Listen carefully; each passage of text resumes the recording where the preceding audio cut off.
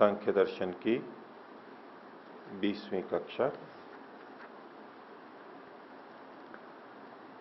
पिछली कक्षा में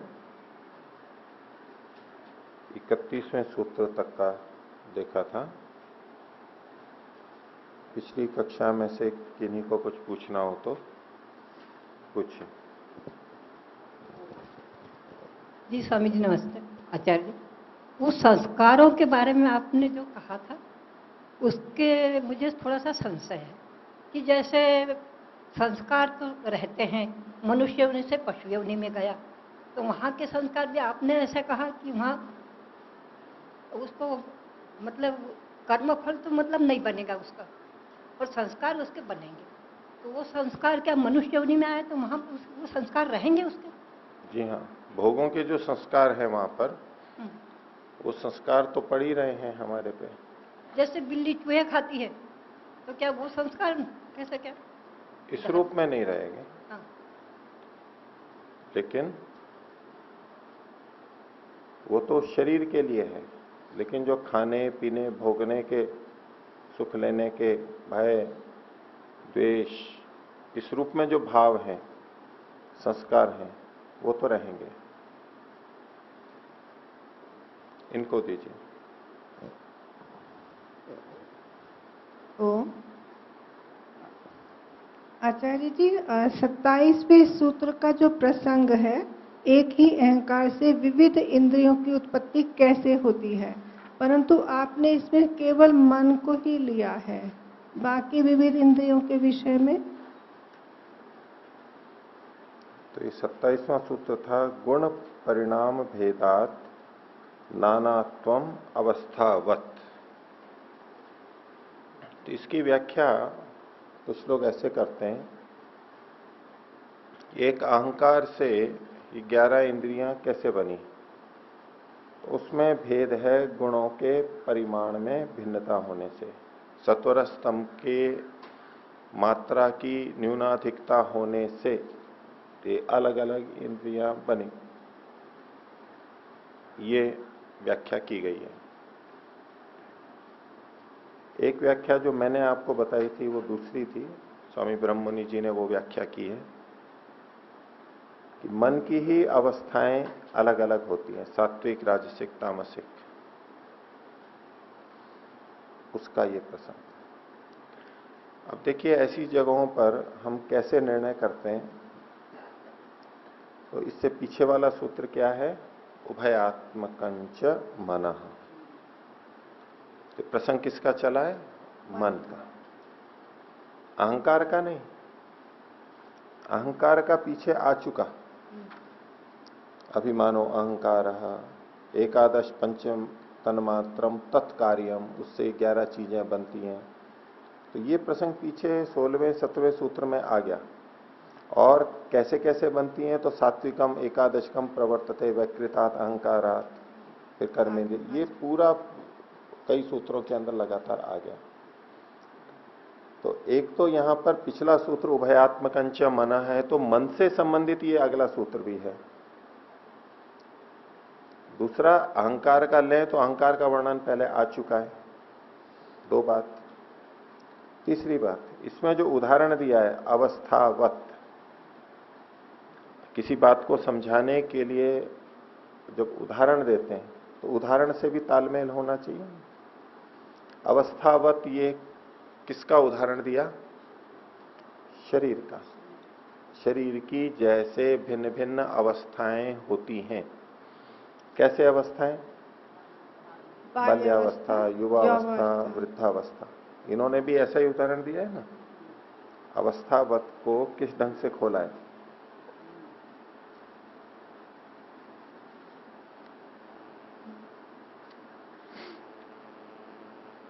अवस्थावत के लिए लिखा है ना, एक ही देह की बाल्य कौमार यौवन वार्धक्य आदि अवस्था के समान। तो उदाहरण में शरीर एक है लेकिन उसकी अवस्थाएं अलग अलग हैं। तो जो दाष्टांत है, जो चीज समझाई जा रही है, जिसको समझ, उसमें भी कोई एक चीज होनी चाहिए और उसकी अवस्थाएं बदलनी चाहिए ना, तभी तो ये दृष्टांत घटेगा। अगर हम इस सूत्र का पहला भाग वो कर लें कि अहंकार से 11 इंद्रियां बनी, तो वहां कोई एक चीज है जो अवस्था भेद से अलग अलग हो रही है? वहां तो अलग अलग चीजें बन गई 11 इंद्रियां, तो उदाहरण भी नहीं घट रहा है। इसलिए 3 मैंने प्रमाण दिए। इनसे ये सिद्ध होता है कि इस वाक्य का, इस सूत्र का अर्थ मन की ही भिन्न भिन्न अवस्थाओं के लिए कथन किया जा रहा है, एक ही मन की भिन्न भिन्न अवस्थाएं। तो जो इस तरह व्याख्या की गई है, तो अवस्थावत वाली उदाहरण कुमार गुण परिणाम भेदात की जो व्याख्या की गई उससे संगति नहीं बैठता है वो। इसलिए मन के ही भेद समझने चाहिए। और कोई पिछले पाठ में से? नहीं। आगे देखिए।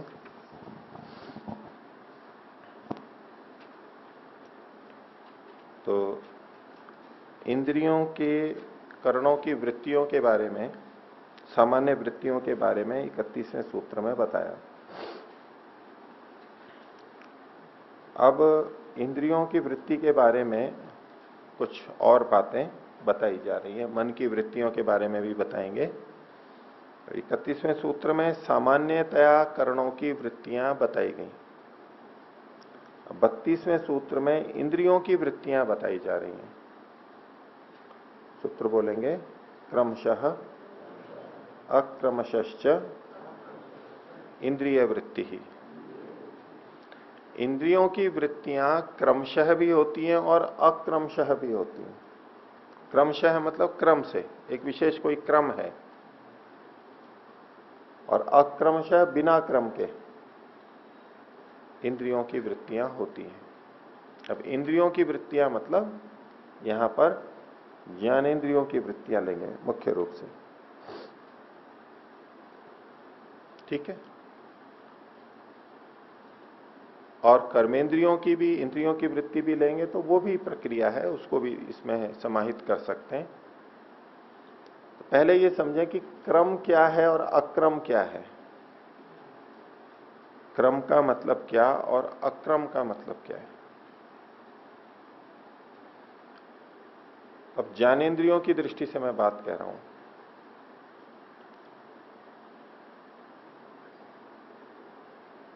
हम ज्ञानेंद्रियों से अलग अलग ज्ञान प्राप्त करते हैं, रूप, रस, गंध, स्पर्श आदि का। तो एक तो यह है कि एक समय में एक ही इंद्रिय से ज्ञान प्राप्त करते हैं, एक समय में एक ही इंद्रिय से ज्ञान प्राप्त करते हैं, फिर दूसरे से, फिर तीसरे से। और इसका वर्णन काफी मिलता है न्याय दर्शन में भी, क्योंकि मन एक समय में एक ही इंद्रिय से जुड़ता है। मन एक है और अणु है, वो एक समय में एक ही इंद्रिय से जुड़ता है, सबसे नहीं जुड़ता है। तो इंद्रियों से, ज्ञानेंद्रियों से जो ज्ञान होता है वो एक एक करके होता है, ये फिर वो, फिर वो, फिर वो, यूं। इसको कहते हैं क्रमशः, इससे उससे उससे ऐसे, एक निश्चित क्रम नहीं। कभी भी किसी इंद्रिय से होगा, बार बार इधर उधर होगा, लेकिन एक बार में एक इंद्रिय से ज्ञान होना, यह है क्रमशः इंद्रिय की वृत्ति का होना। तो इसमें जो हमें प्रतीति होती है कि एक साथ हम अनेक ज्ञान कर रहे हैं। मान लीजिए हम देख भी रहे हैं और सुन भी रहे हैं, किसी व्यक्ति को, किसी घटना को, किसी चलचित्र को देख भी रहे हैं और सुन भी रहे हैं। 2 इंद्रियों का एक साथ हो रहा है। तो उसके लिए उत्तर ये दिया जाता है यहां पर कि ये बहुत तेजी से होता है, मन की गति बहुत तीव्र है, इसलिए वो एक साथ प्रतीत होता है, लेकिन वास्तव में एक समय में एक ही इंद्रिय से ज्ञान होता है, एक समय में एक ही इंद्रिय से ज्ञान होता है। अब कभी मान लीजिए हम दूरदर्शन देख रहे हैं, उसमें देख भी रहे हैं और सुन भी रहे हैं, 2 विषय तो ये हो गए। और हमारे कमरे में हमने कुछ अगरबत्ती या सुगंधित चीज भी रखी है, पुष्प है, उसकी सुगंध भी आ रही है, तीसरी इंद्रिय जुड़ गई। या भोजन हमारे सामने आ गया है, सुगंधित, उसकी सुगंध आ रही है, तीसरी इंद्रिय। और उसको हम चख रहे हैं, खा रहे हैं, तो रसना इंद्रिय भी। या बैठ करके हम कुछ चूस रहे हैं, कोई मिठाई चूस रहे हैं, गोली, कोई पान खा रहा है, कोई और कोई भी चीज चूस रहा है, तो मुंह में चूस भी रहा है, वो गंध भी आ रही है, रस भी आ रहा है। और कहीं बैठे भी हैं आराम से, तो उसका पलंग का या तो कुर्सी का, सोफा का, उसका स्पर्श भी, मृदु कठोर जो भी है वो भी हमें आ रहा है। तो एक तरफ से प्रतीति क्या होगी, हम पांचों विषयों का, पांचों इंद्रियों का एक साथ ज्ञान कर रहे हैं। हम देखते भी जाते हैं और सुनते भी जाते हैं इत्यादि। इसमें दर्शनकार ये उत्तर देते हैं कि ये मन की तीव्रता के कारण से ऐसा हो रहा है। वास्तव में एक समय में एक ही इंद्रिय से ज्ञान होता है। उसके लिए उदाहरण देते हैं कि जैसे किसी डंडे पे या उस पे अग्नि जला दी जाए, या तो जैसे फुलझड़ी होती है, एक आगे से जल रहा है वो, और उसको यूं तेजी से गोल घुमाया जाए, इसको अलात चक्र बोलते हैं। वो तेजी से घुमाते हैं तो एक गोल चक्कर हमें दिखने लगता है यद्यपि एक ही जगह पे, वो एक समय में एक ही जगह पे, लेकिन पूरा दिखता है। अब ये पंखे चल रहे हैं, तीन पंखड़ियां हैं एक जगह पे, एक ही हैं, हर जगह पे तो नहीं है, लेकिन वो मोटे तौर पे देखेंगे तेजी से चल रहा है तो एक पूरा गोल चक्कर हमें दिखाई देने लगता है। तो ऐसे ही एक समय में एक ही ज्ञान होता है, हमें क्रमशः होता है, एक इंद्रिय से फिर दूसरी इंद्रिय से फिर तीसरी इंद्रिय से, ये क्रमशः एक एक करके, क्रमशः का मतलब है एक एक करके। तो ऐसे भी इंद्रिय की वृत्तियां होती हैं जो हमारे अंदर चल रही होती हैं, तो कहा क्रमशः। और दूसरा कहा अक्रमशश्च, बिना क्रम के भी होती है, यानी एक साथ भी होती है, एक साथ भी हो सकती है। और इसका उल्लेख हमें योग दर्शन में भी प्राप्त होता है। वो विशेष सामर्थ्य से होता है। सामान्यतया तो क्रमशः ही होती हैं, एक एक करके होती हैं, लेकिन विशेष स्थिति हो तो वो बिना क्रम के यानी एक साथ भी होती है। योग दर्शन के तीसरे पाद के 54वें सूत्र में वहां अक्रमशश्च, इंद्रिय वृत्ति के लिए वहां पर अक्रमशश्च कहा, और उसको व्यास जी ने खोला अक्रमम इति एक क्षणोपारूढ़म सर्वम सर्वथा गृह्णाति इत्यर्थ। एक ही क्षण में सब कुछ सर्वथा वो ग्रहण कर लेता है, एक ही क्षण में। क्रमशः होगा तो एक क्षण में सब इंद्रियों से ज्ञान नहीं होगा, और अक्रम से होगा यानी एक ही क्षण में अनेक इंद्रियों से भी ज्ञान हो सकता है। वो वहां पर एक विभूति यानी शक्ति की बात कही गई, एक साथ।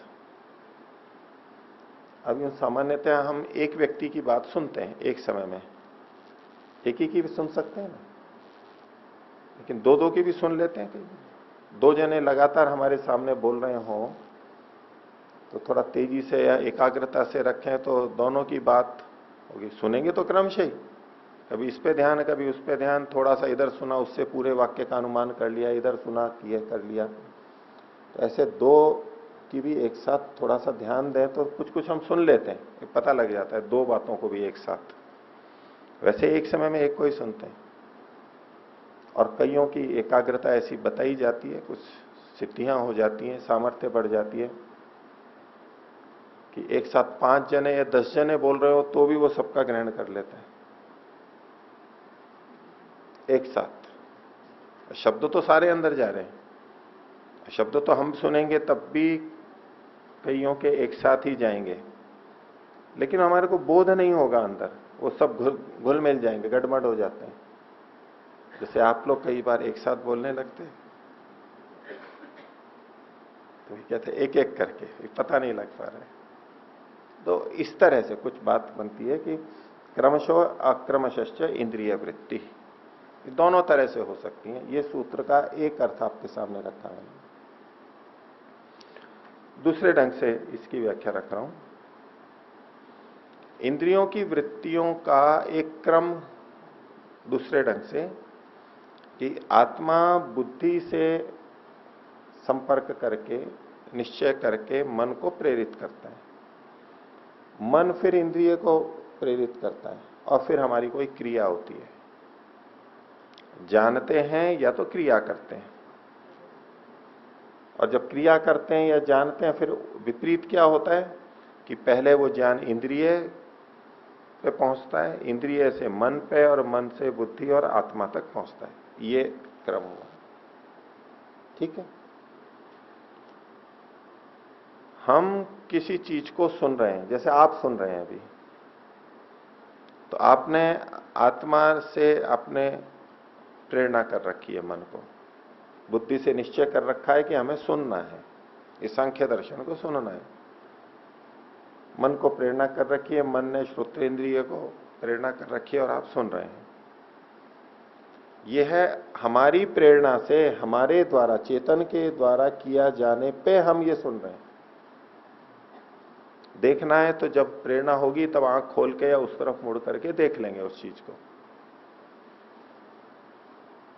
लेकिन कभी जब हम सोए हुए हों और अचानक विस्फोट हो जाए, कोई बहुत खड़खड़ की आवाज आ जाए, कोई कुत्ता भौंकने लगे, कुछ ऐसी चीज विशेष हो जाए, तब वो ज्ञान हमें कैसे हुआ था? क्या हमने इच्छा की थी, बुद्धि से निश्चय किया कि मुझे सुनना चाहिए, फिर मन को प्रेरित किया और फिर हमने सुना हो? ऐसा तो नहीं होता। अभी आप मेरे को सुन रहे हैं और अगर आप चाहें कि भाई मैं तो पंखों की आवाज सुनूं तो आप सुन सकते हैं ना, थोड़ा सा उधर का ध्यान आ जाएगा। हम चुनने का भी हमारा सामर्थ्य रहता है। बहुत भीड़ हो, बहुत लोग बोल रहे हैं, लेकिन हमें किसी व्यक्ति विशेष की आवाज को सुनना है, ढूंढना है, माँ को बच्चे को ढूंढना है या और अपने परिचित को, तो वो देखते हैं कहां से उसकी आवाज आ रही है, तो अंदर स्मृति में रहता है वो आवाज, तो हम थोड़ा उस पर केंद्रित हो जाते हैं, वो चीज पकड़ में आ जाती है हमारे को। भले ही वो आवाज हल्की हो, बहुत सारी आवाजों के बीच में हो, तो भी हम चुन लेते हैं। ये भी एक सामर्थ्य है हमारी। तो एक तो अंदर से हम इच्छा व्यक्त करते हैं, प्रेरणा करते हैं, तब हम जानते हैं, ये एक क्रम है। दूसरा है कि हमने अंदर से इच्छा नहीं की थी, बाहर का आलंबन इतना तीव्र था, अधिक ठंडी थी, अधिक उष्णता थी, कोई पीड़ा हो गई, किसी कीड़े ने काट लिया, आवाज हो गई,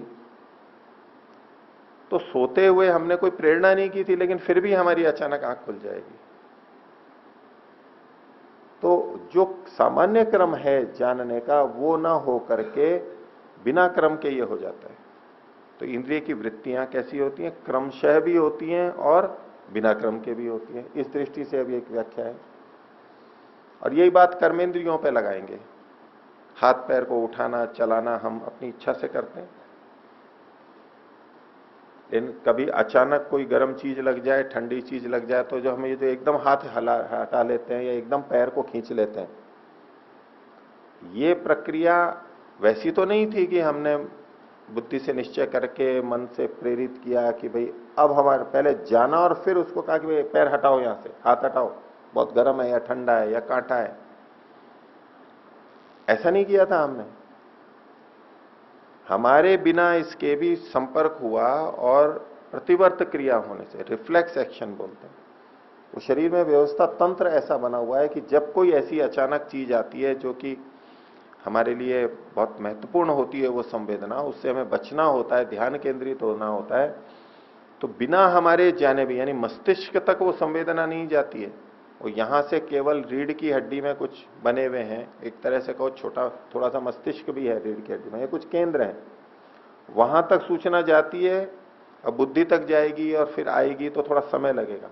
हालांकि बहुत तीव्र होता है ये सारा, पर व्यवस्था ऐसी है कि हम कुछ क्षण भी अधिक नहीं लगाना चाहते वहां पर, ऐसी नहीं लगे हमारे, और हम तत्काल पहले एक बार बच तो जाएं, फिर विचार करें कि यहां पर क्या था जो मैं एकदम हाथ को हटा लिया।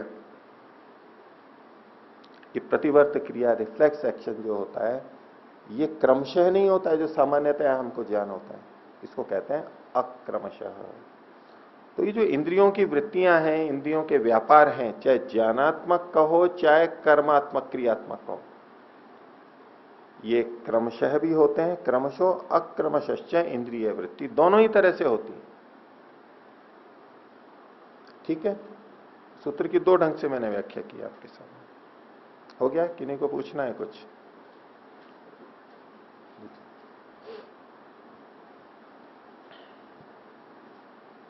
ओम, अभी इसमें चर्चा आ रही है कि एक तो क्रम से होता है और एक बिना क्रम के हमें किसी भी बात का ज्ञान होता है। तो ये जो बिना क्रम के होने वाला ज्ञान है, इसमें छोटा मस्तिष्क रीढ़ की हड्डी के पास में कहीं इस प्रकार से चर्चा अभी आ रही है। ये छोटा मस्तिष्क उस तरह नहीं करना, वो छोटा मस्तिष्क यहीं पर ही होता है वैसे, जो पारिभाषित है, रूढ़ी में है। जी बृहन मस्तिष्क और लघु मस्तिष्क जी। वो दोनों यहाँ पर है। ये तो मैं आपको उसका एक प्रतीक के रूप में, हाँ जी। अभी नए खोज में वो उसको यहाँ पर कहते हैं कि ब्रेन का ही भाग यहाँ पर रीढ़ की हड्डी में है। वैसे तो यहाँ पर कुछ केंद्र मानते थे जिससे एकदम हमारे को प्रतिक्रिया होती है, लेकिन कुछ महीनों पहले ही मैंने देखा तो वो उसको एक मस्तिष्क का ही एक बोले बहुत छोटा सा भाग है, वो व्याख्या है। वो लघु मस्तिष्क एक पारिभाषिक शब्द है, उसको नहीं लेना है यहाँ पर। हाँ ठीक है जी।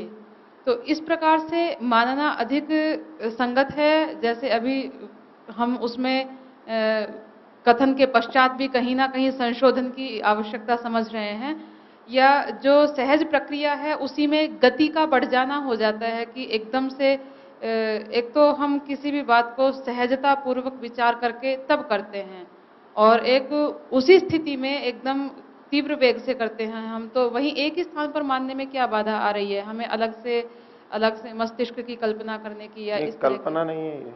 जी। ये कल्पना नहीं है, वास्तविकता है। कल्पना नहीं है और उसमें कुछ व्याख्या करनी पड़ रही है, मतलब कोई गलत नहीं हो रहा है, कोई जबरदस्ती हमें तुकबंदी लगानी पड़ रही है, ऐसा तो ना कह रहा हूं मैं। बिल्कुल ठीक है, ऐसा ही होता है। अब मैंने दो व्याख्याएं की हैं, आपने एक तीसरी व्याख्या की, ठीक है। आपने कहा कि ये क्यों ना माना जाए कि एक तो हम सहजता से करते हैं यानी धीरे धीरे, और एक तेजी से करते हैं जी। ऐसा क्यों ना माना जाए? जी। इसमें क्या आपत्ति है? ये क्यों नहीं मान रहे हैं? ये तो विषय उपस्थित ही नहीं हुआ था कि भाई ऐसा भी अर्थ हो सकता है। पहले उपस्थित हो फिर कहें कि भाई ये तो नहीं मानेंगे, ठीक नहीं है, ऐसा तो कुछ था ही नहीं। बल्कि ये तो आपको उत्तर देना चाहिए कि जो दो व्याख्याएं की गई उसको आप क्यों नहीं मान रहे हैं, उसमें आपको कौन सी बाधा आ रही है जो आप उसको नहीं मान रहे हैं और एक तीसरी व्याख्या लेकर के आ रही है। जी। और क्रम और अक्रम, क्रमशः और अक्रमशः, इसको भी हमें घटाना होगा। पहले की जो दो व्याख्याएं मैंने की हैं उसमें दोनों जगह पे क्रमशः और अक्रमशः शब्द घटता है। जी। आपने जो व्याख्या की कि बहुत तेजी से और धीरे धीरे, इसमें क्रम में भेद नहीं है, केवल गति में भेद है। ये क्रमशः अक्रमशश्च इंद्रिय वृत्ति, ये इस तरह से तो मेरे को तो अभी वही संगत लग रहा है। जो तीव्र गति से भी अगर विधिवत हो रहा है तो वो क्रम में ही माना जाएगा। अब बोलिए, आपको कुछ बोलना? हाँ, मुझे इसमें यही समझ में आ रहा था कि उसकी गति इतनी तीव्र है कि वो क्रमशः दिख नहीं रहा है, इसलिए उसको अक्रमशः कह दिया गया है। मुझे यहाँ तो मतलब आप यूं कह रहे हैं कि है तो क्रम, हाँ जी, लेकिन क्रम दिख नहीं रहा है इसलिए उसको अक्रम कह दिया गया जी। है। ऐसा ये व्याख्या नहीं है, सूत्र ऐसा नहीं कह रहे हैं। क्रमशः अक्रमशश्च द्वंद्व है, ये यहाँ च है जी। एक ये होता है कि होता तो क्रमशः है लेकिन हमें अक्रम दिख रहा है, हमें क्रम नहीं दिख रहा है, ऐसा सूत्र नहीं कह रहा है जी। वैसी व्याख्या नहीं है। शब्द क्या है? क्रमशः इंद्रिय वृत्ति ही अक्रमशश्च इंद्रिय वृत्ति। इंद्रिय वृत्ति दोनों तरह से होती है, क्रमशः भी होती है और अक्रमशः भी होती है। केवल समझने का भेद नहीं है कि हो तो क्रमशः रही है और हमें अक्रम में दिखाई दे रही है, ये यहाँ सूत्र का तात्पर्य नहीं है। शब्द रचना ऐसी नहीं है जी। भिन्न भिन्न ही लेंगे, भिन्न भिन्न ही लेना है जी। तो क्रम दो तरह से हो गए। पहला अर्थ मैंने कहा क्रमशः मतलब एक एक करके, एक के बाद एक। जब जैसे भोजन आदि लेते हैं या टिकट लेते हैं तो कहते हैं भाई एक एक करके आओ, क्रमशः आओ, यानी एक साथ मत आओ। तो क्रमशः शब्द का वहां भी प्रयोग होता है। और एक क्रम होता है कि भाई इसके बाद ये, इसके बाद ये, इसके बाद ये, और फिर ये ऐसा ऐसा ऐसा। आत्मा, बुद्धि, मन, इंद्रिय और विषय। विषय, इंद्रिय, मन, बुद्धि, आत्मा, ये एक क्रम हो गया, पूरा सर्कल हो गया। तो इस क्रम को आधा बना करके सीधा विषय, इंद्रिय, मन और बुद्धि और आत्मा, जब तीव्र संवेग होता है, आलंबन तीव्र होता है, तो पहला वाला ना होकर के आधे में से ही हो जाएगा, तो ये क्रम हो गया, क्रम तोड़ के आ गया। जैसे किसी को गोल चक्कर लगाना हो, दौड़ लगती है ना, उसमें से कोई बीच में से ही कहीं से यूं इधर से होकर के और आ जाए, बोले मैं आगे आ गया, पूरा नहीं होता, तो अक्रम से आ जाता है, जहां से आना चाहिए वो नहीं हो रहा है, आधा तोड़ के आ गया, वो अक्रम होता है। तो वो बात दोनों जगह इस तरह घटती है। तो दो तरह से आप दोनों में से दोनों ही संगतियां लगा सकते हैं, एक चाहे एक लगा सकते हैं। अक्रमशः शब्द चूंकि योग दर्शन में भी हमें मिल रहा है, इसलिए जो मैंने पहली व्याख्या की कि एक साथ अनेक इंद्रियों से ज्ञान, एक ही क्षण में अनेक इंद्रियों से ज्ञान, ये अक्रमशः ज्ञान है। क्योंकि सामान्यतः हमारा यही रहता है कि एक समय में एक ही इंद्रिय से ज्ञान होता है, मन के अणु और एक होने से। लेकिन विशेष सामर्थ्य में एक समय में अनेक ज्ञान भी हो सकते हैं, वो योग दर्शन के अंदर बहुत स्पष्टता आया। और अक्रमशः ये शब्द जो का तू पढ़ा हुआ है, और उसकी व्यास भाष्य की पंक्ति भी मैंने आपको बोल के बताई, तो वो देखते हुए, क्योंकि ये समान शास्त्र है सांख्य योग, इसलिए हम यहां शब्द नहीं खुला हुआ है, लेकिन वहां खुला हुआ है, तो उसी शब्द की वैसी व्याख्या यहां कर सकते हैं। वो इसलिए जो पहली व्याख्या है वो अधिक संगत है, दूसरी भी की जा सकती है, वो भी आपके सामने रखी। बोलिए। धन्यवाद। ओम। आचार्य जी, सामान्यतः संवेदना चल करके ऊपर जाती है सीधा सुषुम्ना के थ्रू, या रीढ़ की हड्डी के अंदर जो नस है उसके थ्रू ऊपर मस्तिष्क तक, और वहां पर निर्णय होकर के हुक्म होता है, तो वो नीचे मोटर नर्व से नीचे आती है, नीचे जो सेंसरी नर्व से जाती है, मोटर नर्व से उसका हुक्म आता है, उसके अनुसार एक्शन होता है, उसके तरह के अनुसार क्रिया होती है। परंतु इसमें ये एक तरह से अपवाद है कि डिफेंस के पॉइंट ऑफ व्यू से आत्मा जो जागृत है उस समय बाईपास करके दो चीजों को तुरंत पहुंचाता है और तुरंत ही एक्शन होता है, इसी को रिफ्लेक्स कहते हैं। और इसमें सामान्यतः रीढ़ की हड्डी में विशेष सेल होते हैं, केंद्र हैं, जो रीढ़ की हड्डी में पोस्टीरियर हार्ट में, मतलब पिछले हिस्से में व्याप्त है, उनके द्वारा ही ये एक्शन होता है और इसका ज्ञान कराया जाता है। धन्यवाद। तो ये अक्रमश जो है वो विशेष अपवाद स्थिति में लाइफ के डिफेंस के लिए, बॉडी के डिफेंस के लिए आत्मा करती है। ठीक है, आत्मा करती नहीं है ये नहीं बोलिए वहां पर, क्योंकि आत्मा तक तो सूचना ही नहीं जाती है। वो ये ईश्वरीय व्यवस्था से, या यूं कहो प्रकृति से ही ऐसा होता है। आत्मा तक पहुंचे सूचना और फिर क्रिया हो, ये तो क्रमशः हुआ। और रीढ़ की हड्डी तक जाकर के वहीं से ही रिफ्लेक्स एक्शन हो गया, प्रतिक्रिया हो गई और क्रिया हो गई, ये अक्रमशः है। प्रायः क्रमशः होता है, लेकिन अक्रमशः भी होता है। दोनों तरह से क्रियाएं होती हैं। ये इंद्रिय, दोनों ही इंद्रियों की वृत्तियां मानी जाएंगी। तो उस बात की तरफ संकेत है, यही मैं बोल रहा था जो आपने बात रखी। धन्यवाद। उसको आप अपवाद कह लें या दो व्यवस्था दे रहे हैं। शरीर में दोनों व्यवस्थाएं, क्रमशः भी होता है और अक्रमशः भी होता है। सूत्रकार यही कह रहे हैं, इसकी संगति भी है हमारे। तो क्रमशो अक्रमश्च इंद्रिय वृत्ति, इंद्रियों के जो व्यापार हैं, कर्मेंद्रियों के व्यापार हैं, और ज्ञान का भी मैंने आपको बताया, ज्ञानेन्द्रिय के संदर्भ में भी बताया। दोनों ही संदर्भों में इसको हम घटा सकते हैं। तो क्रमशः भी होती हैं और अक्रमशः भी होती हैं। हमेशा ये हम नहीं कह सकते कि जब जब हम प्रेरित करेंगे तब तब ही इंद्रिय काम करेगी, ये नियम नहीं है। ये ठीक है कि आत्मा स्वामी है और आत्मा की प्रेरणा से इंद्रियां कार्य करती हैं, वो व्यवस्था प्राय होती है, वो है क्रमशः। लेकिन अचानक जो स्थितियां बनती हैं वहां तो अक्रमशः ही होता है। और इससे हमें यह भी पता लगता है कि देखिए, आत्मा को नहीं पता है तो भी ये शरीर ऐसा बना हुआ है कि आत्मा का हित करता है, आत्मा के लिए हितकारी होता है। ठीक है, क्रमशः अक्रमश्च इंद्रिय वृत्ति। अगला सूत्र 33वां बोलेंगे, वृत्तयः पंचतयः क्लिष्टा अक्लिष्टाश्च। वृत्तियां 5 प्रकार की होती हैं। ये सूत्र जो का तो योग दर्शन में भी मिलता है। योग दर्शन के पहले पाद का 5वां सूत्र, बिल्कुल जो का तो सूत्र है, ये कोई अंतर नहीं है। वृत्तयः पंचतय्य, वृत्तियां 5 प्रकार की होती हैं। पंचतय्य का मतलब 5 प्रकार की होती हैं। एक एक के फिर और कितने भी भेद हो सकते हैं, लेकिन 5 प्रकार है, वर्गीकरण है। और वो जो 5 वृत्तियां होती हैं उनको 2 भागों में बांट दिया गया, क्लिष्टा अक्लिष्टाश्च। ये वृत्तियां, ये दूसरा भेद है, वो क्लिष्ट भी हो सकती हैं और अक्लिष्ट भी हो सकती हैं।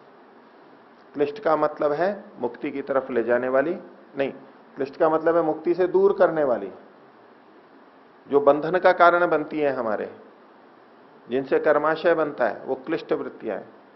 और अक्लिष्ट वृत्तियां जो मुक्ति की तरफ ले जाती हैं और जिनसे कर्माशय नहीं बनता है, ऐसी वृत्तियां अक्लिष्ट हैं। शुद्ध अक्लिष्ट तो ऐसी हैं, उनसे कर्माशय नहीं बनता। और एक थोड़े स्तर पर देखें तो जो हम कुछ शुभ कर्म भी करते हैं, सकाम शुभ कर्म मुक्ति की तरफ ले जाने वाले हैं, उनको भी अक्लिष्ट के रूप में कह दिया जाता है। क्योंकि योग दर्शन व्यास भाष्य में कहा, कर्माशय प्रचय क्षेत्रीभूता क्लिष्टा है। कर्माशय के चयन में जो आधारभूत बनती हैं ऐसी वृत्तियां जिनसे हमारा कर्माशय बनता है, यानी क्लेश जिसमें युक्त है, वो अविद्या जिसमें युक्त है, वो सारी वृत्तियां क्लिष्ट कहलाती है। और क्लेश रहता है तो वो उन वृत्तियों से जो कर्म किए जाते हैं फिर उनसे हमारा कर्माशय भी बनता है। तो वृत्तियां 5 प्रकार की होती हैं। वो 5 प्रकार क्या है वो यहां पर नहीं बताए गए। इस समान शास्त्र योग दर्शन में वो बताया गया, यहां केवल संकेत किया गया है। वो 5 वृत्तियां हैं, प्रमाण, विपर्यय, विकल्प, निद्रा और स्मृति। प्रमाण के फिर 3 भेद किए गए वहां पर, जैसे यहां भी 3 भेद किए, प्रत्यक्ष, अनुमान और शब्द। ये तीनों प्रमाण वृत्ति में आएंगे। विपर्यय वृत्ति का मतलब है विपरीत ज्ञान होना। इन्हीं इंद्रियों से, मन से हम जो विपरीत ज्ञान करते हैं उसको विपर्यय वृत्ति कहते हैं। विकल्प वृत्ति मतलब केवल शब्द के अनुसार कुछ ज्ञान हो रहा है, लेकिन वास्तव में वैसा वहां नहीं होता है। जैसे आत्मा की चेतनता, बाण रुक रहा है, बाण रुक रहा है मतलब रुकने की क्रिया कर रहा है। रुकने की क्रिया कुछ नहीं हो रही है, वहां पर गति का रोध हो रहा है। गति रूप क्रिया थी, वो रुक रही है, लेकिन हम क्या सोच रहे हैं, बाण रुक रहा है, तेजी से छोड़ा हमने, गाड़ी रुक रही है। तो रुकना अपने आप में क्रिया नहीं होती है, गति जो क्रिया थी वो कम हो रही है, बस उसी को हम रुकना बोल रहे हैं। लेकिन शब्द से ऐसा प्रतीत होता है जैसे कि कोई ये क्रिया है। तो इस प्रकार से जो विकल्प वृत्ति में भी हम बात करते हैं, ज्ञान होता है। निद्रा यानी जो हम सोते हैं, सुषुप्ति, वो, और स्मृति जो हमें पिछले अनुभूत कर्म की, ज्ञान की का स्मरण होता है, हम याद कर लेते हैं उसको, वो स्मृति वृत्ति है। तो 5 वृत्तियां होंगी 5 प्रकार की, और ये क्लिष्ट भी होती हैं और अक्लिष्ट भी होती हैं। तो जो क्लिष्ट वृत्तियां हैं वो साधना में बाधक हैं, हमारे लिए मुक्ति के लिए बाधक हैं। और यही वृत्तियां अक्लिष्ट भी होती हैं, मुक्ति में सहायक भी होती हैं। तो इसलिए क्लिष्ट वृत्तियों को रोक करके अक्लिष्ट वृत्तियों को हमें लाना है। लेकिन जब पहला सूत्र इतना पढ़ लेते हैं फिर साधक लोग, योग चित्त वृत्ति निरोधा, तो लगता है कि ये वृत्तियां ही सारी समस्या की जड़ है, इन्हीं को रोकने के लिए कहा जा रहा है। तो वृत्ति मात्र को जैसे रोक देते हैं, वृत्ति जैसे मतलब तो कोई शत्रु हमारा।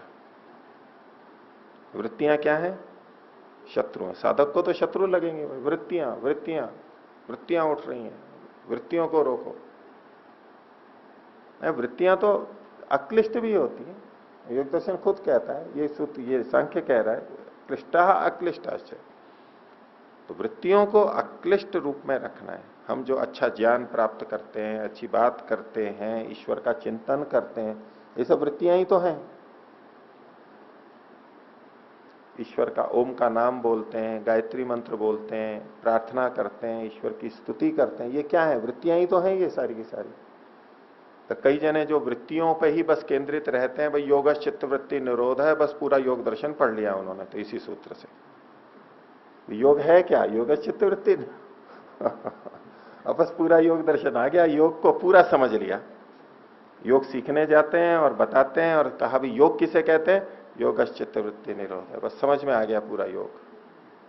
अब योग लगाना है तो वृत्तियों का क्या करेंगे, रोकना है बस, शून्य। और फिर उनको यूं कहो कि भाई ओम का जप करो, भगवान का स्मरण करो, बोले ये योग कहां हुआ, ये तो वृत्तियां हो गई, ये तो विचार चल रहा है लगातार, ये कोई योग हुआ क्या। योग तो ये है, योग चित्त वृत्ति निरोध। अब कोई भी मंत्र बोल लो, संध्या के मंत्र बोलो, बोले तो वृत्तियां ही वृत्तियां चल रही हैं, ये ध्यान कहां हो रहा है, ये तो वृत्तियां कहां रुक रही हैं, ये कौन सा योग हुआ, ये योग से कुछ अलग चीज है। प्राणायाम करो, ये करो, तो उसमें भी वृत्तियां उठ रही हैं। कुछ नहीं, बस वृत्ति से रहित बैठ जाओ, एक ही बस सूत्र उनका, योग चित्त वृत्ति निरोध है। यहीं से प्रारंभ योग और यहीं पर ही सब, आगे पीछे कुछ नहीं सोचते हो। और इधर उधर इसके अतिरिक्त जो भी दिखाई देता है वो योग नहीं है, सीधा सा उत्तर उनका, यही कसौटी बस। तो भाई अगले सूत्र भी देखो योग दर्शन के, क्लिष्ट और अक्लिष्ट, ये भी तो बता रखा है। यही वृत्तियां अक्लिष्ट भी तो हैं, वृत्तियों को अक्लिष्ट भी तो बनाना है। और योग चित्त वृत्ति निरोध में एकाग्रता को भी तो योग कहा गया है, निरोध ही थोड़ना है, सारा का सारा रुक जाना ही थोड़ा, एकाग्रता भी योग है, उससे भी तो संप्रज्ञात समाधि लगती है। वो जो एकाग्रता है उसमें भी तो वृत्ति रहती है। पर ठीक है, उस तरह भी लोगों की दृष्टि है, योग को नए नए तरीके से समझने की बात होती है, आधुनिक ढंग से, नए तरीके से, लेटेस्ट, अद्यतन। अद्यतन होता है ना, लेटेस्ट, बिल्कुल बाद वाले, नए तरीके से, पुराने ढंग से नहीं। तो उसमें फिर उनका योग अलग ही बन जाता है। तो क्लिष्ट और अक्लिष्ट दोनों होती हैं, साधकों को हमेशा ध्यान रखना है। वृत्तियां तो हमारे लिए बहुत उपयोगी हैं, ये चित्त की वृत्तियां, चित्त को परमात्मा ने इसलिए बना के दिया, भोग और अपवर्ग दोनों के लिए। ये पूरी सृष्टि भोग और अपवर्ग के लिए है। तो चित्त में जो वृत्तियां उठती हैं ये भी भोग और अपवर्ग के लिए है। यही वृत्तियां हमें अपवर्ग तक पहुंचाएंगी, लेकिन अक्लिष्ट होनी चाहिए। क्लिष्ट को रोकना है, अक्लिष्ट को करना है, बस यही साधन है। और एक स्थिति में जाकर के सारी वृत्तियों को रोकना है, वो भी एक स्थिति है, लेकिन उससे पहले की बड़ी यात्रा तो हमारे को अक्लिष्ट वृत्तियों की करनी ही है। योग के अंतर्गत ही आता है वो। तो वृत्तया पंचतय क्लिष्टा अक्लिष्टा। अब ये जो वृत्तियां कहीं, तो अब योग चित्त वृत्ति निरोध भी तो आना ही है, तो उसको दूसरे शब्दों में यहां पर वृत्तियों के रोकने की बात को कहा गया। तो 34वां सूत्र बोलिए, तन्निवृत्तौ उपशांत उपराग स्वस्थ। स्वस्थ की परिभाषा दी गई। स्वस्थ किसे कहते हैं? एक तो वो स्वस्थ है जो हम कहते हैं भाई इसका आरोग्य है, निरोग है, बीमारी नहीं है, तंदुरुस्त है, ये जो स्वस्थ है। आयुर्वेद में भी परिभाषा दी भाई समदोष है, समाग्निश्च, समधातु, मलक्रिया इत्यादि। ये स्वस्थ का मतलब स्व में स्थित, स्व में स्थित। इसको स्वस्थ की जगह पे आप आत्मस्थ शब्द कहें तो भी ठीक है। स्वस्थ मतलब आत्मस्थ, अपने में स्थित, स्व में स्थित व्यक्ति कब होता है, तो उसके लिए बात रखी। तन्निवृत्त, उसके निवृत्त हो जाने पर, तत् मतलब कौन, पीछे वृत्तियों का प्रसंग है, वृत्तियों के निवृत्त हो जाने पर, हट जाने पर। उपशांत उपराग, जिसका उपराग उपशांत हो गया है, लगभग शांत हो गया। राग जो था वो शांत हो गया। वृत्तियों के हट जाने पर जिसका राग शांत हो गया है, उस व्यक्ति को कहते हैं स्वस्थ। वो अपने में स्थित हो जाता है। जब तक वृत्तियां चल रही हैं इधर उधर की, तब तक अपने में स्थित नहीं हो पाता है। जब अभ्यास करते करते अन्य वृत्तियां रुक जाती हैं, बाह्य संसार के, परिवार की, कार्य की, संसार की, शरीर की, धन संपत्ति की, बेटे बेटी की, माता पिता की और राजनीति की और 10 तरह की जितनी सारी बातें हैं, उससे जब व्यक्ति हट जाता है, उसको अभ्यास करते करते हो जाता है कि वो उनसे अपने को हटा के रख लेता है, उसका कोई विचार नहीं आएगा, वृत्ति नहीं उठेगी। और जब इस स्थिति में हो जाता है तब क्या हो जाता है, वो अपने में ही स्थित होगा, आदमी स्व में स्थित हो जाएगा। जब वृत्तियां रुकी तो उसका राग उपराग उपशांत हो जाता है, शांत हो जाता है। और वृत्तियां बार बार आ रही हैं, इसका मतलब है हमारा राग अभी बना हुआ है। जिनमें राग होता है उनको बार बार याद करते हैं, और इसे तो उपलक्षण है राग, इसको द्वेष भी इसके साथ ही जोड़ सकते हैं। हमारी जो वृत्तियां उठती हैं या तो रागात्मक हो जाती हैं या द्वेषात्मक होती हैं। जिनसे हमने सुख भोगा है, जिन वस्तुओं से हमने सुख पाया है, जो सुख के साधन है, या तो उनका हम स्मरण करते हैं, वृत्तियां उठाते हैं, या ऐसों को सोचते हैं जिनसे हमें हानि हुई या हानि हो सकती है, जिन्होंने कष्ट दिया है, हमें बाधा खड़ी की है, उनके भी विचार बहुत आते हैं द्वेषात्मक। तो राग और द्वेष, वृत्तियां रुक गई, इसका मतलब है राग द्वेष से संबंधित विचार भी हमारे रुक गए। राग और द्वेष को हटा दिया तो वृत्तियां रुकी ही जाएंगी। जितने अधिक राग और द्वेष होंगे उतनी अधिक वृत्तियां आती रहेंगी ध्यान काल में, उपासना काल में, और दिन में भी कार्य करते हुए। जब किसी विषय में अधिक राग होता है तो वो व्यक्ति कुछ कार्य कर रहा हो तो वो कार्य ढंग से नहीं करेगा, वो बार बार उसका मन तो वहां जा रहा है, उस व्यक्ति में, उस वस्तु में, उस घटना में, रागात्मक द्वेषात्मक। फिर जो पढ़ना लिखना सेवा कार्य वहां ढंग नहीं हो पाएगा, वो गलत करेगा, कुछ का कुछ करता है वो। तो वहां भी और ध्यान काल में भी जब ये वृत्तियां हमारी तीव्रता से उठती हैं, हल्के ढंग से उठती हैं, तो उनके पीछे राग या द्वेष तो रहता ही है। और जब राग और द्वेष शांत हो जाता है तो वृत्तियां भी शांत हो जाती हैं। लेकिन यहां कहा गया कि वृत्तियां जब शांत हो जाती हैं, तो जब वृत्तियां शांत हो गई तो स्पष्ट है कि राग भी उपशांत हो गया है, द्वेष भी उपशांत हो गया है, तो व्यक्ति अपने में स्थित हो जाता है, उसको अपना साक्षात्कार हो जाता है। ये समाधि की स्थिति हो गई। जैसे वहां पर योगश चित्तवृत्ति निरोधः कहा था, ऐसे ही यहां पर तन्निवृत्तौ उपशांतोपरागः स्वस्थः। वहां योग को कहा और योग के बाद में अगला सूत्र क्या कहा, तदा द्रष्टुः स्वरूपे अवस्थानम, दृष्टा की अपने स्वरूप में स्थिति हो जाती है। उसके दोनों तरह से अर्थ हैं, आत्मा में स्थिति हो जाती है और परमात्मा में। स्वयं जो हम दृष्टा हैं, तो यहां भी कहा था दृष्टित्वादि आत्मनः 29वें सूत्र में दृष्टित्व आत्मा का है। तो ये जो दृष्टा है उसकी अपने स्वरूप में स्थिति हो जाती है, यही स्वस्थ है, स्व में स्थित हो जाता है।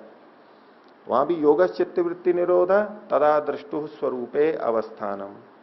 और एक दृष्टा का मतलब वहां पर परमात्मा भी है, जो सबका दृष्टा परमात्मा है, उसमें स्थिति बन जाती है। जब अन्य संसार के विषयों की वृत्तियां समाप्त हो जाती हैं तो परमात्मा में इस वृत्ति टिक जाती है, तब टिकी भी रहती है। वो दृष्टा के दोनों अर्थ है, क्योंकि योग के भी दो अर्थ हैं, संप्रज्ञात और असंप्रज्ञात। संप्रज्ञात में आत्मा में स्थित हो जाएगा, असंप्रज्ञात में परमात्मा में स्थित हो जाएगा। एकाग्र अवस्था में आत्मा में स्थित होगा और निरुद्ध अवस्था में परमात्मा में स्थित होगा। वहां दोनों अर्थ है। यहां स्व में स्थित हो जाता है। तो तन निवृत्त उपशांतोपरागः स्वस्थः। पूछना है किसी को? नहीं। इस संदर्भ में मैं ध्यान का एक लक्षण भी साथ में आपको स्मरण कराना चाहता हूं। आगे आएगा वो सूत्र। ध्यान से संबंधित दो सूत्र आएंगे। एक तो ध्यानम निर्विषयम मनः, ध्यानम निर्विषयम मनः। ध्यान की जहां चर्चा होती है तो इस सांख्य का ये सूत्र बहुत बोला जाता है, ध्यानम निर्विषयम मनः। निर्विषय हो जाना ध्यान है।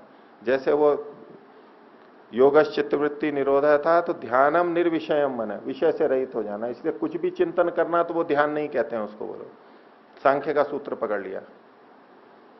और एक और सूत्र है रागोपहतिर ध्यानम। ये दोनों सूत्र आगे आएंगे अभी। रागोपहतिर ध्यानम, राग की उपहति हो जाना। हत मतलब कहते हैं समाप्त होना, नष्ट होना। उपहत शांत हो जाना, नष्ट होना, रुक जाना, इसे ध्यान कहते हैं। तो ध्यानम निर्विषयम मन और रागोपहतिर ध्यानम। अब यहां इस संदर्भ में देखिए, उन परिभाषाओं के संदर्भ में शायद मैंने आपके सामने बात रखी भी हो कि वहां ध्यान शब्द का मतलब क्या है। वो योग दर्शन वाला ध्यान है या ये समाधि की बात कही जा रही है, यह हमें विचार से, लक्षणों से, लिंग से पता करना होता है। ऐसा नहीं कि यहां ध्यान शब्द पढ़ा हुआ है तो बस ये तो योग का 7वां अंग है। रागोपहतिर ध्यानम, ध्यानम निर्विषयम मनः और तत्र प्रत्येकतानता ध्यानम। एक लक्षण, एक परिभाषा योग दर्शन की। तत्र प्रत्येकतानता ध्यानम योग का 7वां अंग। और सांख्य के ये ध्यान के भी दोनों सूत्र मिल गए, उसको भी जोड़ दिया। अब यही पूछते रहते हैं लोग कितने, बोले यहां तो कहा तत्र प्रत्येकतानता ध्यानम, प्रत्यय की एकतानता, एक प्रत्यय यानी एक ज्ञान बना है, लगातार एक ही ज्ञान, एक जैसा ज्ञान बना रहना, ये ध्यान का है, यानी वृत्ति है। और इधर कहा ध्यानम निर्विषयम मन, विषय से रहित होना, और रागोपहतिर ध्यानम। ये समान शास्त्र हैं, ये भिन्न भिन्न परिभाषाएं कैसे कर रहे हैं ध्यान की। अब वो ध्यान शब्द को ऐसा पकड़ते हैं कि कोई तो फिर उसको ले लेता है, कोई इसको ले लेता है। तो कहीं नहीं, योग दर्शन वाला तो वृत्ति है, इसमें इसको छोड़ते हैं। सांख्य वाली ध्यान की परिभाषा ज्यादा अच्छी, वो उनके अनुकूल पड़ती है। जो ध्यान का मतलब शून्य ध्यान कराते हैं चुपचाप, तो वो अपने प्रमाण के लिए ये बोल देते हैं ध्यानम निर्विषयम मन, देखो। और जो विचार करवाते हैं, चिंतन करवाते हैं ध्यान में, वो कहते हैं देखो तत्र प्रत्येकतानता ध्यानम। साधक को तो दोनों में दिक्कत होगी। तो मैंने पहले भी एक बात रखी थी कि सांख्य के ये जो ध्यान शब्द हैं दोनों, इस सूत्र वाले, ये समाधि के वाचक हैं। ये योग का 7वां अंग जो ध्यान है उसके वाचक नहीं है ये दोनों के दोनों।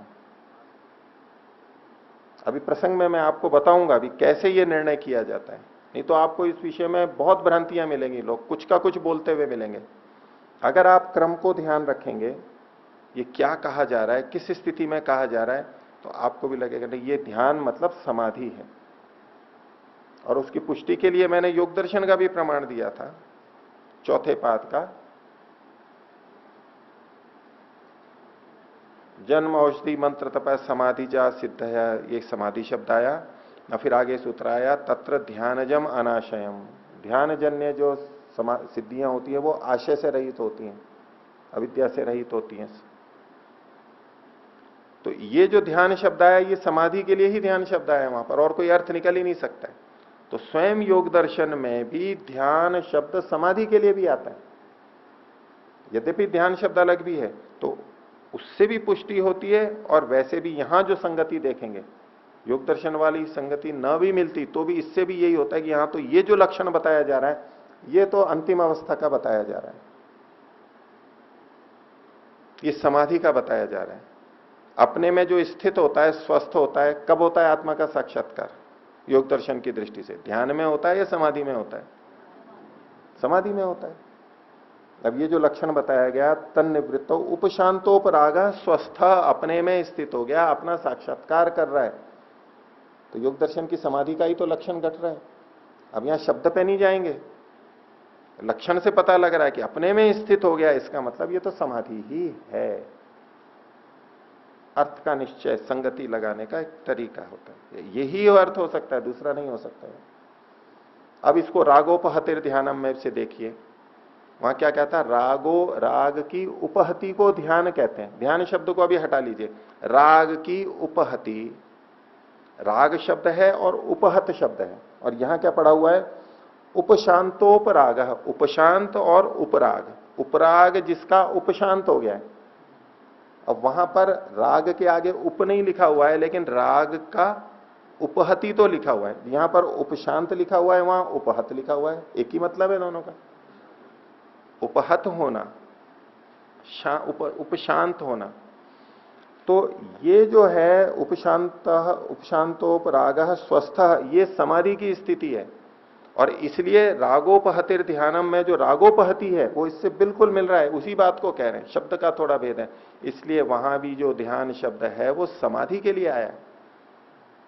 ध्यान की व्याख्या करते हुए उसका उपयोग नहीं करना चाहिए इस सूत्र का। इस समाधि का लक्षण है। यहां ध्यान को ही सबसे ऊंची स्थिति बताया गया। तो तन्न वृत्तौ, वृत्तियों के रुक जाने पर उपशांतोपराग, जिसके राग उपराग उपशांत हो गए हैं उसको स्वस्थ कहते हैं। ठीक है, दीजिए, उनको भी दे दीजिए, उधर भी दे दीजिए। ओम। पूज्य आचार्य जी, जैसा इसमें राग की शांति बताई, दूर रखिए थोड़ा, मेरे संकेत को देखा करिए। मैं यूं करता हूं मतलब दूर, यूं करता हूं मतलब पास में। बोलिए। जब इसमें ये बताया है कि राग की शांति हो जाती है तो द्वेष की भी शांति हो जाती है, इसका अर्थ यही है जी। और इससे ये भी पता लगता है कि द्वेष का कारण भी राग ही है।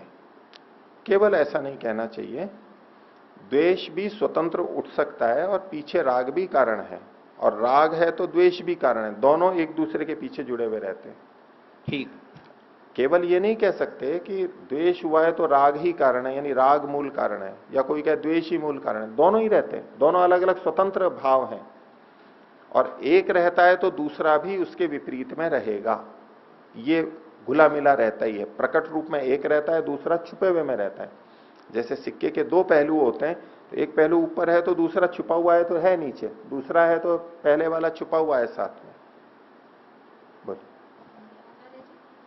जो हम यहाँ बताया गया कि योगश चित्त वृत्ति निरोध तदा द्रष्टु स्वरूप अवस्थानम, तो ये दृष्टा के स्वरूप में जब स्थिति होती है परमात्मा या अपने में, इसमें हमारी पृष्ठभूमि भी काम करती है कि हम आत्मा को मानते हैं, परमात्मा को मानते हैं।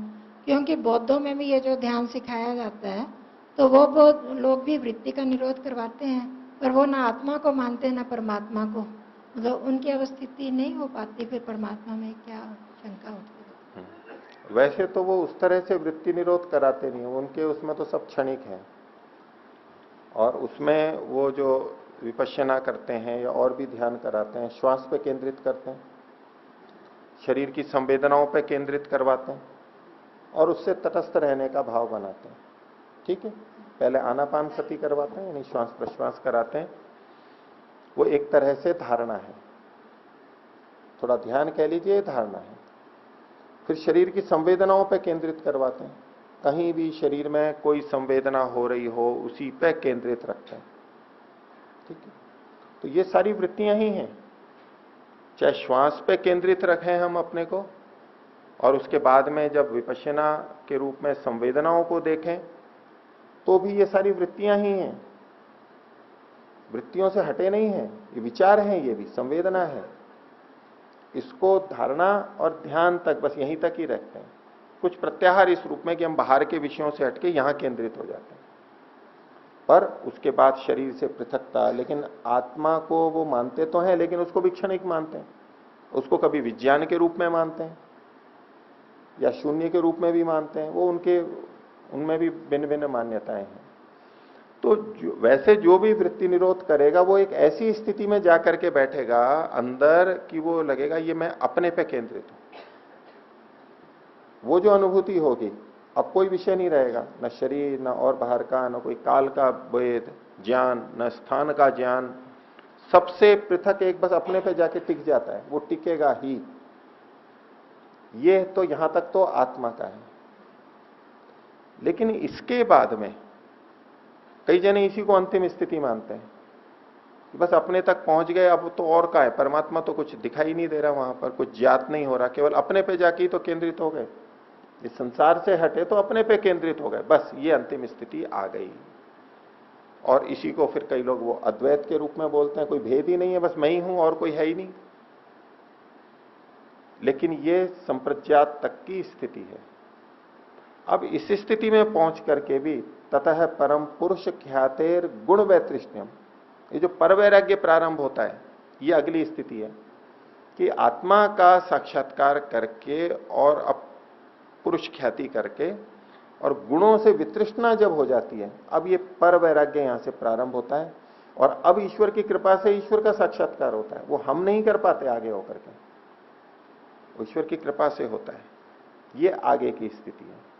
तो आपका प्रश्न ये था कि तदा द्रष्टु स्वरूपे अवस्थानम में वृत्तियां जब रुकती हैं, यानी एकाग्र होती हैं, तो आत्मा पे जाके स्थित होगा, और वृत्ति निरोध हो गया तो परमात्मा पे टिकेगा। तो जो ऐसी मान्यता रखते हैं उन्हीं में ही ऐसा होगा, और जो ऐसी मान्यता नहीं रखते हैं तो उनमें नहीं होगा। ये जो आपका कहना है ऐसा नहीं, तो हर किसी को होगा। तो स्थिति तो वही बनेगी, हम वही बनेगी, वो उसको आत्मा का साक्षात्कार कहे या ना कहे, मतलब वो आत्मा माने या ना माने, आत्मा तक तो सभी पहुंच जाएंगे।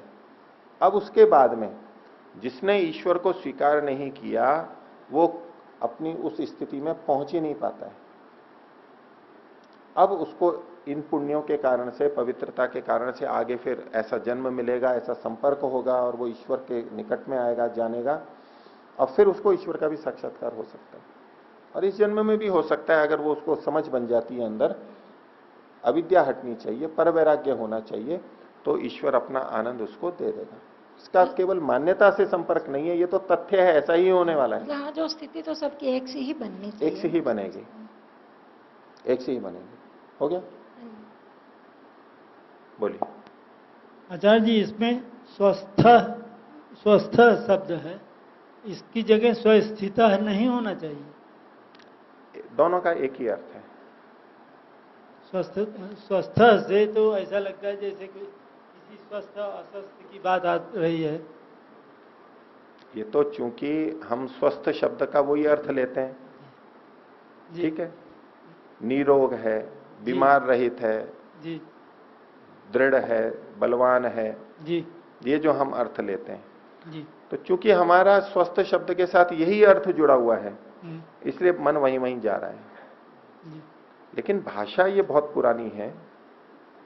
इस स्वस्थ शब्द का प्रयोग इसके लिए होता था, आत्मस्थ। आत्मस्थ का क्या मतलब लेते हैं? आत्मनि स्थित, अपने में जो स्थित है। स्थित कहें तब भी वही अर्थ आएगा। आप जो कह रहे हैं ना, स्वस्थित बोलना चाहिए था, तो जो अर्थ संस्कृत में स्वस्थित का है वही अर्थ स्वस्थ का है। ग्रामस्थ जन, पर्वतस्थ पुरुष, पर्वतस्थ पर्वत पे स्थित। अब उसको स्थ को खोलने के लिए हमें क्या, पर्वत पर स्थित, जी, पर्वत स्थित या पर्वतस्थ। ग्रामस्थ, गांव में स्थित। तो स्थ कहें या स्थित कहें, संस्कृत में दोनों का अर्थ एक ही निकलता है। तो यहाँ स्वस्थ का मतलब वही है जो आप समझ रहे हैं, स्वस्थित, अपने में स्थित, आत्मस्थित, आत्मस्थ व्यक्ति, वो